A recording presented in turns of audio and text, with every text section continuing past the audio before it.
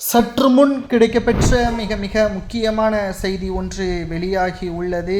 கழிவறையில் சிக்கிய பல கோடி வசமாக மாட்டிக்கொண்ட திமுகவின் அமைச்சர்கள், அமலாக்கத்துறை அதிகாரிகள் நடத்தக்கூடிய சோதனை நிச்சயம் திமுகவின் ஆட்சியில் மிகப்பெரிய ஒரு பாதிப்பை ஏற்படுத்தும். சட்டசபை தேர்தல் நடைபெறுவதற்கு 7 மாதங்கள் இருக்கக்கூடிய நிலையில் திராவிட முன்னேற்ற கழகத்தின் ஆட்சி கலைப்பதற்கு அமலாக்கத்துறை அதிகாரிகளது இந்த சோதனை திமுகவின் மிக முக்கியமான 15 அமைச்சர்களை குறிவைத்து இந்த சோதனை நடத்த திட்டமிடப்பட்டுள்ளது. அமலாக்கத்துறை அதிகாரிகளுக்கு மிக முக்கியமான ஒரு இரகசிய தகவல் கிடைக்கப்பெற்றுள்ளது.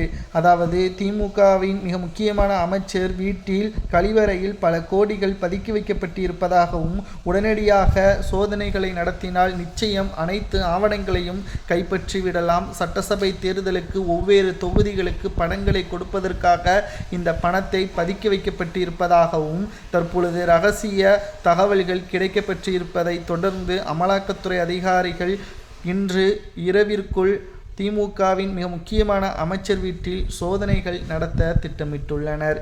இதில் நிச்சயம் சோதனையின் முடிவில் அவர்கள் சொன்னபடியே கழிவறையில் பல கோடிகள் பதுக்கி வைக்கப்பட்டிருந்தால் என்ன நடக்கும் என்பதை தான் நாம் பார்க்க போகிறோம். முதலில் சம்பந்தப்பட்ட அமைச்சர் மற்றும் அவரது குடும்பத்தில் இருக்கக்கூடிய மிக முக்கியமான நபர்களை கைது செய்வார்கள். அதனைத் தொடர்ந்து இந்த பணம் எங்கிருந்து வந்தது, யாரிடம் இருந்து பெறப்பட்டது, இதற்கு பின்னால் யாரெல்லாம் இருக்கிறார், ஒருவேளை முதல்வர்களா இருக்கிறாரா, துணை முதல்வர் இருக்கிறாரா என்ற பல்வேறு கட்ட விசாரணையின் முடிவில் சம்பந்தப்பட்ட ஆதாரத்தை வைத்து அடுத்தடுத்து நபர்களையும் அமலாக்கத்துறை அதிகாரிகள் விசாரணைக்காக டெல்லிக்கு அழைத்து செல்வார்கள்.